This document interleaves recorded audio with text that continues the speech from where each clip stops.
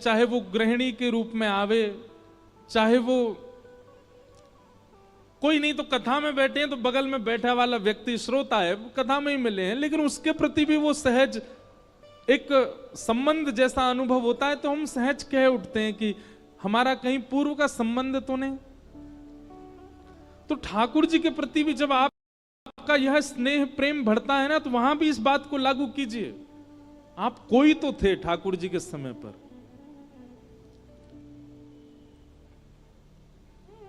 किसी को भी उठा लीजिए, मीराबाई माधवी नाम की गोपी थी द्वापर में, सूरदास श्री उद्धव जी महाराज, आपको पता है उद्धव जी ही सूरदास बनकर के आए हैं। क्यों? क्योंकि ठाकुर जी के निभृत निकुंज में किसी का प्रवेश नहीं है, केवल ठाकुर जी और किशोरी जी लीला कर रहे थे। ललता विशाखा द्वार रोक करके खड़ी हैं कि कोई भीतर ना जाए, तभी उद्धव जी महाराज आ गए। उद्धव जी भगवान के सखा, तो उद्धव जी महाराज जैसे ही भीतर प्रवेश करने लगे, ललता विशाखा ने रोका। सब लोग बहुत ध्यान से सुनो। बोले ठाकुर जी निवृत्त निकुंज में बैठे हैं, यहां किसी का प्रवेश नहीं है। उद्धव जी बोले निवृत्त निकुंज हो या कोई सी निकुंज हो, हमारा प्रवेश सब जगह। ललता विशाखा बोली उद्धव, अपनी द्वारिका में चलाना या मथुरा में चलाना, ये वृंदावन में नहीं चलेगी तुम्हारी। वृंदावन में सखियों की चलती है, हमारी इच्छा से ठाकुर जी पाते हैं, हमारी इच्छा से सोते हैं, हमारी इच्छा से चलते हैं। उद्धव जी बोले ठाकुर जी को अगर पता चल गया ना कि द्वार पर उद्धव आया है, अपनी सब लीला वीला छोड़ के आ जाएंगे बाहर, इतना प्रेम करते हैं मुझसे। ललता विशाखा बोली वो सबसे ऐसे ही स्नेह बांध देते हैं, सबको ऐसा ही लगता है कि वो सबसे ऐसे ही प्रेम करते हैं, पर ऐसा कुछ नहीं है। वो ब्रज के लिए उनका अलग ही भाव है। उद्धव जी बोले देखिए मेरा समय खराब मत करो, मुझे भीतर जान दो। ललता विशाखा ने मना किया। उद्धव जी हठ पूर्वक निकुंज में प्रवेश कर गए, तो सखियों ने उनको शाप दे दिया। बोले जा तो जाओ, तुम हठ पूर्वक जा रहे हो भीतर, लेकिन हमारा शाप है कि तुम नेत्रहीन हो जाओगे, कुछ नहीं दिखेगा तुमको भीतर। उद्धव जी भीतर चले गए और भीतर जाकर के जब उन्होंने देखा तो निकुंज दिख रहा है, यमुना जी दिख रही है, सेज दिख रही है, ठाकुर जी की आवाज सुनाई दे रही, पर ठाकुर जी नहीं दिखे।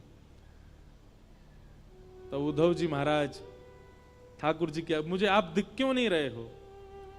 बोले उद्धव ये सखियां सामान्य गोपियां नहीं है, ये गैया चराने वाली, गोबर थापने वाली, दूध निकालने वाली, इनको तुम सामान्य गोपी मत समझो। ये वेद की ऋचाएं हैं, ये दंडकारण्य मन के संत हैं, कितनी तपस्या करके गोपी बनकर के आई हैं। और इनकी बात सत्य है, निवृत्त निकुंज में किसी का प्रवेश नहीं है इनकी आज्ञा के बिना, और तुम चले आए।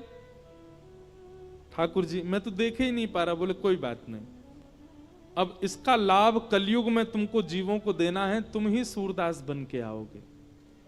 नेत्र नहीं होंगे, पर बिना नेत्र के भी मेरी उन लीलाओं का दर्शन करोगे जो नेत्र वाले भी नहीं कर पाए, और उन लीलाओं को लिख करके तुम पूरे जग को मेरे भाव से आस्वादित कराओगे। वही उद्धव जी सूरदास बन के आए। स्वामी श्री हरिदास जी महाराज ललिता जी के अवतार, ललिता जी थी। विशाखा जी हरिराम व्यास बन करके आए। हितरिवंश महाप्रभु पूर्व में वंशी हैं ठाकुर जी के।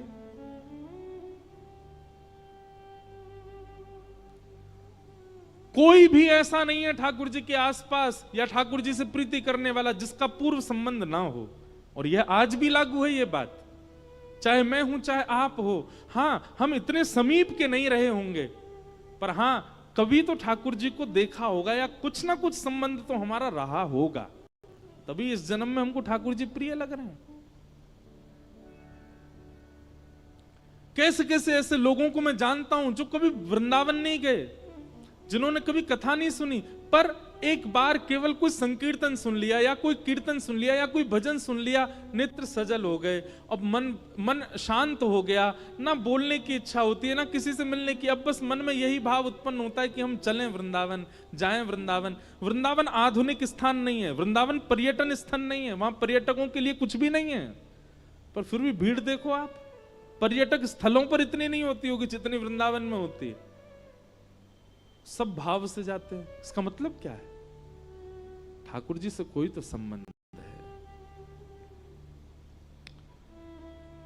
भगवान ने इंद्र को क्षमा किया, आगे भगवान की लीला बढ़ी और एकादशी व्रत की महिमा बताई गई।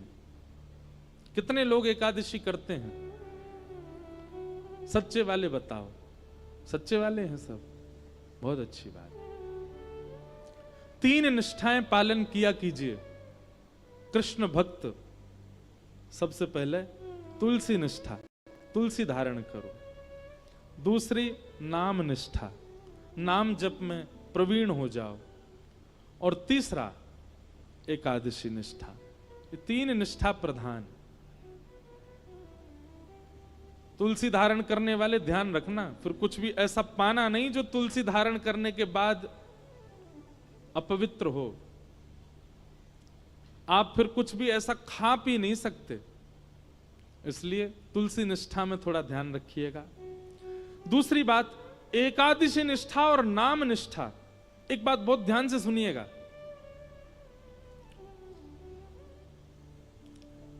व्रत में भार का अनुभव जैसे ही होता है ना, व्रत टूट जाता है।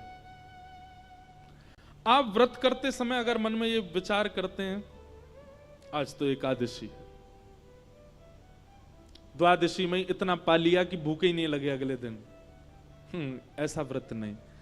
व्रत को सौभाग्य मान करके धारण करो। वो सौभाग्य है मेरा। कई बार कई लोग व्रत रखते हैं तो व्रत के समय कोई और अगर अन्न पा रहा हो तो उससे दूर उठ के बैठ जाते हैं। क्यों? इसकी थाली देख के हमारा मन नहीं करावे। आप किसी की थाली देख के जब आपका मन करता है तो भी व्रत टूट जाता है।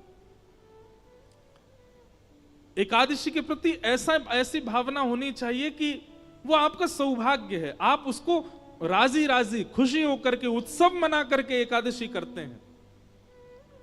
आज हमारे ठाकुर जी के लिए हमने व्रत रखा है। एकादशी के दिन अन्न में पाप का निवास होता है, इसलिए अन्न सेवन नहीं करना चाहिए। और चावल तो पूर्ण अन्न होता है, इसलिए चावल तो बिल्कुल ही नहीं खाने चाहिए।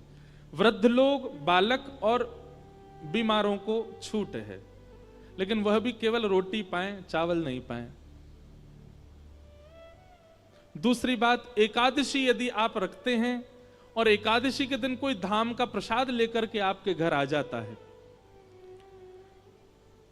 तो प्रसाद के प्रति यह भावना मत रखो आज तो एकादशी हम कल पाएंगे। नहीं, आपकी एकादशी प्रसाद से ऊंची नहीं है। अगर कोई प्रसाद लेकर के आया और प्रसाद में अन्न है, कोई धाम का प्रसाद लेकर के आया, आसपास के मंदिर का भी अगर आया है तो उसको भी प्रणाम कर लो। पर धाम का यदि प्रसाद आया है तो धाम के प्रसाद गुरु साक्षात गोविंद आए हैं आपके घर, उनको आपको तुरंत स्वीकार करना चाहिए। अब लोग इसमें कहते हैं उसमें भी तो अन्न है। देखो, प्रसाद वस्तु नहीं है, प्रसाद अन्न नहीं है, प्रसाद प्रसाद है। दोष अन्न में होता है, प्रसाद में नहीं। अब लोग आगे इसमें अब और भी भावना कर सकते हैं, हम अपने घर के ठाकुर जी का भोग लगा देंगे तो वो भी तो प्रसाद बन गया, तो पा ही सकते हैं हम उसको। पर कहीं ना कहीं आप उसको अपनी ऊर्जा के लिए पा रहे हो ना, आप उसको पूर्ण रूपेण प्रसाद समझ करके तो नहीं पा रहे। आप घर में भी जो भोजन करते हैं वो ऊर्जा के लिए करते हैं, और ऊर्जा के लिए किया गया भोजन होगा, वो प्रसाद नहीं है। हाँ, आपने ठाकुर जी को निवेदित करके पाया है। घर के ठाकुर जी को प्रसाद, यदि वैसे तो एकादशी पर भी ठाकुर जी को तो अच्छे पकवान ही पवाने चाहिए, पर उसका भी आप तिनका ले सकते हो। ऊर्जा संचार के लिए, अपने देह के स्वास्थ्य के लिए और जो भी क्रियाओं के लिए जो आप पा रहे हो, उसमें आपको व्रत ही रखना चाहिए।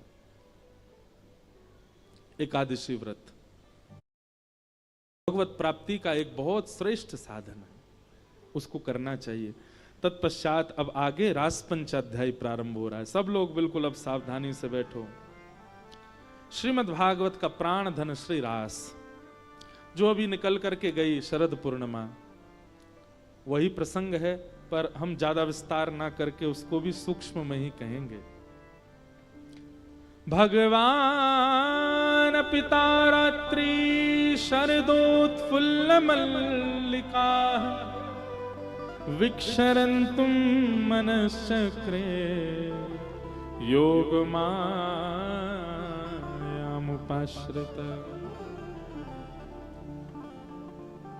ब्रज की जितनी भी गोपियां हैं बंधुओं, ये दिखने में एक गोपी है, एक शरीर है, एक मानव है, परंतु अंतरंग आत्मा जो है वो सदा सर्वदा से भगवत प्राप्ति करने वाला कोई वैदिक संत है जो कब से प्रतीक्षा कर रहा है भगवत प्राप्ति के लिए।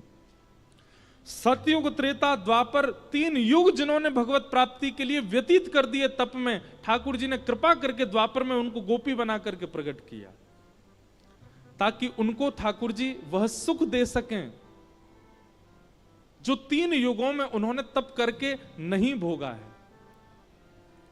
ब्रज के गोपी भाव को समझना बहुत मुश्किल है। लोग बाग उसको सामान्य स्त्री पुरुष का प्रेम समझ लेते हैं और यहीं पर दोष उत्पन्न हो जाता है।